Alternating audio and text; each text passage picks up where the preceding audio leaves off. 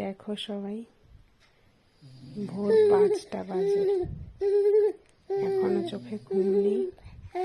মহারানীর যত কথা, যত গল্প সব রাত্রেবেলায়।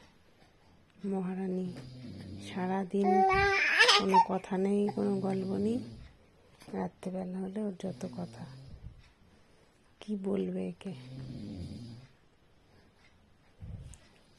সেই থেকে চেষ্টা করছি, কিছুতেই ঘুম পাড়ানো যাচ্ছে না। না, ঘুমাবি না তুই? কটা বাজে?